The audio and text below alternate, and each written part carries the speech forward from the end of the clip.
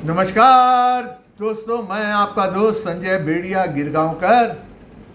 मैंने 2 दिन पहले एक वीडियो बनाई थी जो दिल्ली के जंतर मंतर पर जिस बच्ची के साथ अन्याय हुआ था। मेरा खून खौला और मैंने एक पॉजिटिव चीज़ आप लोगों के सामने रखी। मित्रों, बहुत सी चीज़ें लोगों के सामने ही नहीं आई। इस सरकार को, मोदी की सरकार को कल ब्लैकमेल या आप कहें हिंदी में चीरहरण कर लिया गया। अब ये कोई राजनीतिक पार्टी तो थी नहीं। कॉकरोच जनता पार्टी ने एक आंदोलन शुरू किया। आंदोलन में हजारों लाखों बच्चे आए। अब हजारों लाखों बच्चे के अंदर कई बच्चे ऐसे थे जो बड़े तूफानी थे, मस्तीखोर थे। आप ये देखिए कि आप 13-14 साल से लेके 25 साल के 25-50 बच्चों को जमा करिए और उसमें एक एवरेज निकालिए कि कितने बच्चे उसमें तूफानी हैं, कितने बच्चे अच्छे हैं। बच्चे तो सब मासूम होते हैं, पर एक उनकी उम्र होती है। यह जानने में आया कि लोगों ने, जो विद्यार्थी थे, जो युवा थे, जो वहां से आए थे पूरे देश से, उन्होंने दिल्ली में इतनी तोड़ फोड़ की है, इतनी न्यूसेंस की है, इतने पुलिस वालों को मारा है, इतने ही मीडिया कर्मी को मारा है। मीडिया कर्मी के अंदर जो महिला मीडिया पत्रकार होती है उनको मारा गया है। एक मीडिया कर्मी महिला और अपने कैमरामैन के साथ तो उस एटीएम रूम में जाकर छुपी। एक बहुत बड़ी पत्रकार है मौसमी जी, आज तक की। उनके पास में एक छोटा सा 18-20 साल का बच्चा आता है और कहता है कि मैं आपको जानता हूं, आपका नाम जानता हूं। तो मौसमी जी ने उसको हंस के कहा, अरे वाह, वेरी गुड। बोला, आपका नाम है गोदी मीडिया। मौसमी जी ने उससे कहा कि बेटा, आपकी उम्र 20 साल है, मुझे 22 साल पत्रकारिता करते हो गई। मैं मोदी की सरकार की कोई साइड न लेता हूं, पहले वीडियो में देखिए ना, आज लूंगा, पर सच्चाई कहना मेरा काम है। कोई भी आंदोलन का एक प्रोटोकॉल होता है, एक मैनुअल होता है, उसके कुछ कानून लिखे हुए हैं। उस कानून के तहत ही आंदोलन होते हैं। महात्मा गांधी जी ने आंदोलन किए, कभी आपने तोड़फोड़ देखी? अन्ना का आंदोलन हुआ, कभी तोड़फोड़ देखी आपने? नहीं ना। इसमें इतने बच्चे आए। जब बच्चे जाते हैं ना, मैं भी युवा था, बच्चे जाते हैं ना तो बोले चलो ये काम भी करेंगे, दिल्ली भी घूम आएंगे।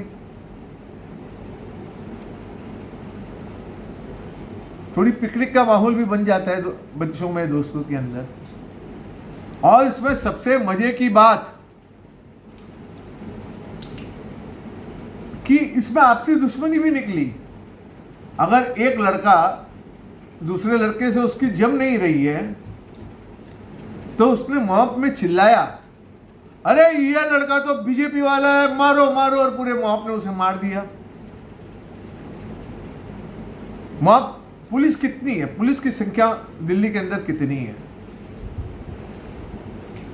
और लाखों की भीड़, पुलिस पर हमले किए गए। अभी आप कहेंगे ये बातें तो सामने नहीं आई। अगर ये बातें सामने नहीं आई तो कोई भी सरकार हो वो यह सब चीज नहीं दिखाती है। जब कोई पूरे देश में आप देखिए फसाद होता है तो इंटरनेट पहले बंद किया जाता है और इंटरनेट बंद करने के बाद में सारे मीडिया कर्मी को पुलिस वाले बुलाकर कहते हैं कि आप इस राइट्स की पब्लिसिटी नहीं करना, इससे देश पूरे शहर में दंगा हो जाएगा। एक मोहल्ले का दंगा पूरे शहर में नहीं हो तो पुलिस इसकी यह कदम उठाती है। अरे कमाल हो गया, आपने कितने पुलिस वालों को पीटा, महिला पुलिस वालों को पीट दिया।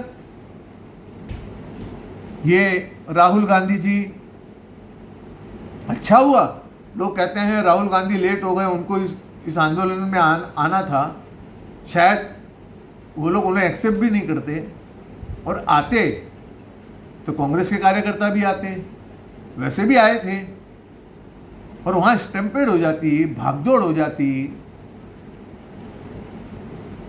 जैसे वो आईपीएल मैच में जो विराट कोहली जी जीत के गए थे और उसमें कितने बच्चे, कितने लोग मर गए, और इसमें अगर कोई 100-200 लोग मर जाते तो इसका जवाबदार कौन होता? मैं तो, लोग कहते हैं कि फर्स्ट टाइम मोदी सरकार बैकफुट पे गई है। मैं कहता हूं मोदी सरकार ने फ्रंट फुट पर रहकर बहुत शांति से, बहुत संयम से इस आंदोलन को कंट्रोल किया। आपकी कितनी छोटी डिमांड थी, धर्मेंद्र प्रधान को रिजाइन करवाओ, 1 करोड़ रुपया उन बच्चों को दो जिन्होंने आत्महत्या कर ली है, और सारे केसेस हटाओ। मेरी जानकारी के अनुसार ये पार्लियामेंट सेशन के बाद धर्मेंद्र प्रधान का तो ऑफिशियल ही ट्रांसफर होना था, या तो उसको मंत्रिमंडल से निकाल के संगठन में ले जाते, या और कोई मंत्री का, ये तो रिशफल होना ही था। तो कहीं ऐसा तो नहीं कि आप लोगों ने अंगुली कटाकर शहीदों में नाम लिखवा लिया। मेरे जीवन में मैंने बहुत आंदोलन की है। अगर मैं 25-30-50 कार्यकर्ता के साथ आंदोलन करता हूं तो 2-4 घंटे का हमारा आंदोलन, मेरे जेब के 25 से 30 हजार रुपया खर्चे हो जाते हैं।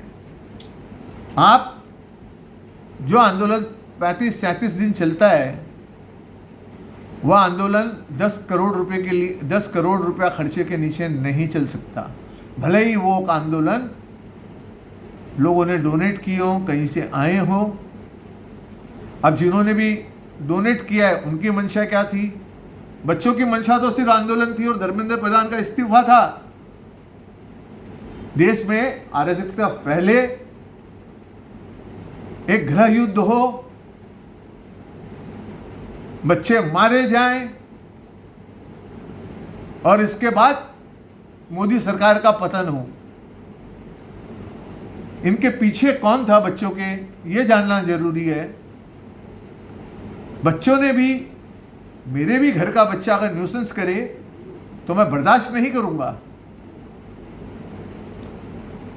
महिला पत्रकारों को नहीं छोड़ा। यह अमेरिका में भी होता है कि आधी मीडिया अपोजिशन साइड होती है, आधी रूलिंग के साइड होती है। मैंने कांग्रेस के जमाने में देखा है, जब उनके प्रधानमंत्री थे तो 60, 70, 80% हम विरोधियों का कोई न्यूज नहीं छपती थी। यह कूटनीति है, यह एक कूटनीति है। आप अगर यह आंदोलन और किसी देश में हुआ होता तो मैं आपको कहता हूं कि 110% पुलिस को गोलियां चलानी पड़ती और कम से कम सैकड़ों बच्चे इसमें मारे जाते। मैं फर्स्ट टाइम मोदी सरकार को कांग्रेचुलेशन देना चाहता हूं। बड़ी शांति से उन्होंने इस भड़काई हुई मॉब को कंट्रोल किया। दिल्ली पुलिस को भी धन्यवाद करना चाहता हूं, और उन मीडिया कर्मियों को भी करना चाहता हूं जो वहां खड़े होकर रिपोर्टिंग कर रहे थे और उन्हें लोग मार रहे थे, गालियां दे रहे थे। दोस्तों, यहां ये राजनीति का अंत नहीं होता। ये सीजीपी कॉकरोच जनता पार्टी के जो 3 नेता हैं, लोग कहते हैं उनका भविष्य उज्जवल है, मैं कहता हूं उनका भविष्य अंधकार में है। कोई राजनीतिक पार्टी ऐसे आंदोलनकारी को बख्शती नहीं है। और आप ये जानते हैं कि नरेंद्र मोदी और अमित शाह का स्वभाव है, आपने पिछले 30 साल की उनकी राजनीतिक में देखा होगा कि वह किसी को बख्शते नहीं हैं। हो सकता है जो मेरी पहले वीडियो में था, इसमें भी संघ वर्सेस बीजेपी का टकराव कहीं ना कहीं हुआ, ऐसा मुझे लगता है। पर अंत में मैं आपसे, ये सीजेपी के 3 लोग हैं, उनसे इतना ही कहूंगा, तेरा क्या होगा रे कालिया। बहुत संभल कर, बहुत अलर्ट रहकर उन्हें रहना चाहिए। महाराष्ट्र में हमारे ठाकरे बंधु, इतने बड़े नेता सीजेपी के